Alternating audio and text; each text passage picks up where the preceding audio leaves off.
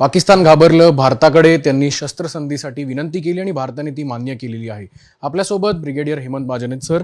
नेमके काय कारणं असतील की पाकिस्तान 2 दिवसांपूर्वी इतक्या बडबड करत होतं, इतक्या कुरापती करत होतं आणि थेट त्यांनी आज डीजीएमओला फोन करून ही विनंती केली?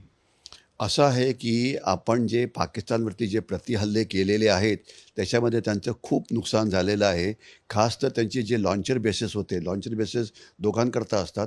एक तर ड्रोन्सकरता असतात आणि दुसरे क्षेपणास्त्रांकरता असतात. तर त्याच्यामध्ये त्यांचं खूप नुकसान झालं आणि त्यांची जी इक्विपमेंट रक्षण करणारी जी असते, ज्याला अँटी एअरक्राफ्ट डिफेन्स सिस्टीम म्हणतात, ती चीनी बनावटीची होती. त्यात त्यांचं खूप नुकसान झालं आणि त्याच्यामुळे त्यांना असं वाटलं की त्यांची जी ऑफेन्सिव्ह कॅपेबिलिटी होती भारतावरती हल्ला करण्याची, ती खूप कमी झाली होती. आणि याच काळामध्ये चीननी त्यांच्यावरती दबाव आणला. कारण म्हणजे लाहोरवरती आपण जो हल्ला केला होता, पहिल्याच ह्याच्यामध्ये त्यांची रडार सगळी उघडी पडली होती आणि ही सगळी चीनी बनावटीची होती. त्यांची विमानं ठीक पद्धतीने काम करत नव्हती. म्हणजे चीनी इक्विपमेंट जरी खूप मॉडर्न असली तरी ही युद्धात टेस्ट न झालेली इक्विपमेंट असल्यामुळे त्यांचं जी कार्यक्षमता आहे ही कमी पडली. म्हणजे प्रूव्हन टेक्नॉलॉजी ही नव्हती. तर त्याच्यामुळे चीनला वाटलं की आपली अजून जास्त बेइज्जत व्हायच्या आधी हे युद्ध बंद केलेलं बरं राहील आणि आपल्याला जी इम्प्रूव्हमेंट करायची ती करता येईल. तर हा दबाव चीनकडनं पण होता. पाकिस्तानला कळलं की त्यांची ऑफेन्सिव्ह केपेबिलिटी संपली, तर त्यांच्याबरोबर दबाव होता आणि अमेरिकेचा दबाव तर होताच.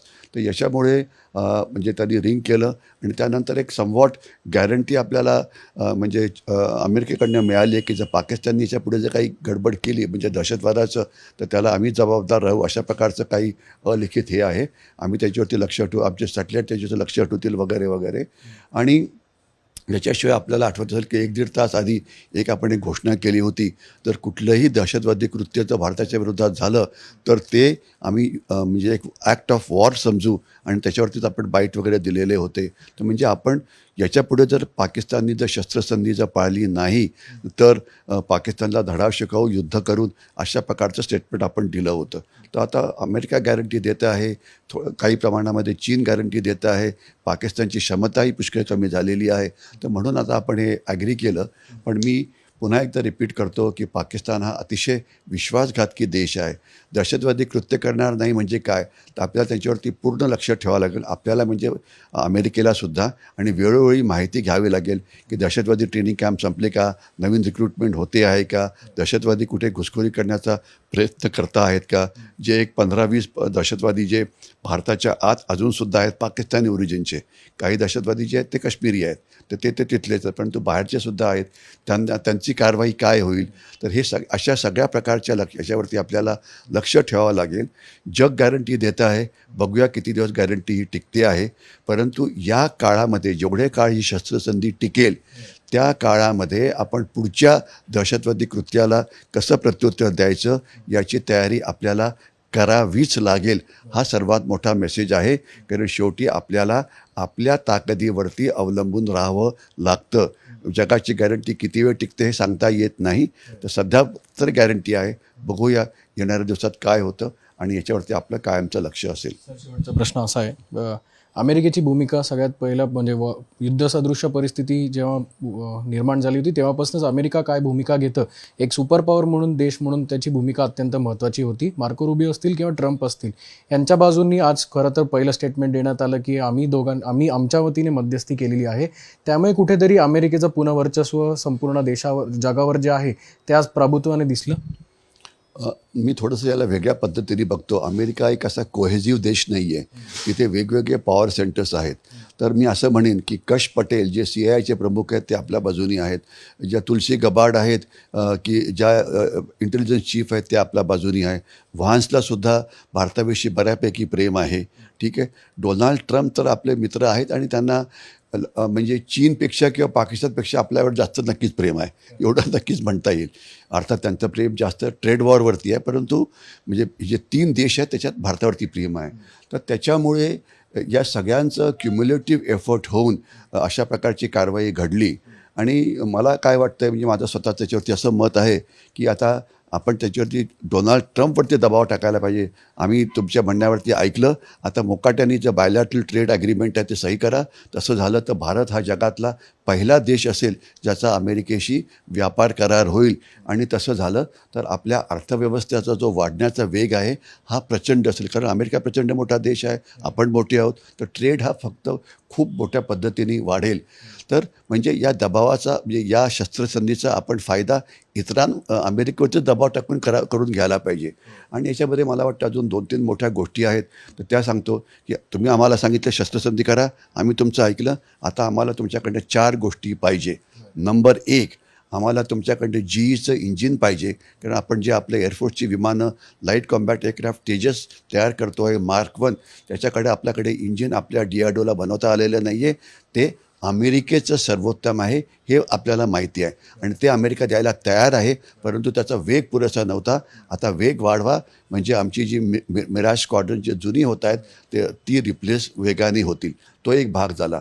दुसरं, त्यांच्याकडे अनेक प्रकारचं अत्याधुनिक तंत्रज्ञान आहे, की मग ते म्हणजे मायक्रोचिप असो की हे असो, तर त्या तंत्रज्ञानाचं त्यांनी आम्हाला मदत करायला पाहिजे, कारण आम्ही त्यांचे मित्रराष्ट्र हो, ज्यांनी आमचं तंत्रज्ञान हे वाढेल. तर तो दुसरा भाग झाला. अमेरिकेचं इंटेलिजन्स हे खूप चांगलं आहे, म्हणजे खास तर टेक्नॉलॉजिकल इंटेलिजन्स, तर त्याचा फायदा हा आम्हाला व्हायला पाहिजे. परंतु इथे मला अजून एक मुख्य मुद्दा असा मांडायचा आहे, नुसतं दहशतवादी हल्ला थांबवतील वगैरे नाही. पाकिस्तान आपल्यावरती अनेक वेगवेगळ्या प्रकारे सुद्धा हल्ला करतो आहे. मी आशा करतो की याच्यावर सुद्धा लक्ष ठेवलं जाईल.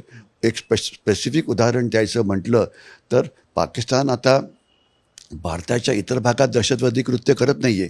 आता तुमचं लक्ष फक्त त्या 26 जणांवरती ज्यांच्यावरती त्यांना मारलं होतं, परंतु 30,000 कोटी रुपयाचे ड्रग्स हे अरबी समुद्रामध्ये महाराष्ट्र आणि गुजरातच्या समोर पकडले गेले, जे पाकिस्तानमधनं येत होते. तर आता हे ड्रग टेररिझम थांबेल का? ते पण थांबायला पाहिजे, कारण जर तुम्ही 30,000 कोटीचे जर ड्रग्स पकडले तर त्याच्यापेक्षा पुष्कळ जास्त भारताच्या आत आले, याच्याशी कोणाच्या मनात शंका नको. एवढंच नाही तर 50-60 हजार पाकिस्तानी आज भारतात राहत आहेत व्हिजा संपल्यानंतरसुद्धा. त्यांना तुम्ही बाहेर काढणार का? ते बाहेर काढायला पाहिजे. बांगलादेशी 5-6 कोटी आहेत, ते सुद्धा आपल्या सुरक्षा व्यवस्थेला घात आहे, ते थांबायला पाहिजे. खोट्या नोटा पाकिस्तानकडनं आत येतात, ते सगळं थांबायला पाहिजे. पाकिस्तानची जी गुप्तहेर संस्था ISI आहे, त्यांचा बांगलादेशमध्ये आता वर्चस्व वाढलेलं आहे, कारण तिथे जे म्हणजे सरकार आहे ते भारताच्या विरोधात आहेत. म्हणजे याच्या आधी हसीना ज्यावेळेला पंतप्रधान होत्या त्यावेळेला ISIला तिथे परवानगी नव्हती. तिथे जे दहशतवादी गट होते भारताच्या विरोधात, जे माफ करा ईशान्य भारतातले, त्यांना परवानगी नव्हती. आता तिथे ISI पुन्हा सक्रिय झालं आहे. ते थांबतील का? ते थांबवायला पाहिजे.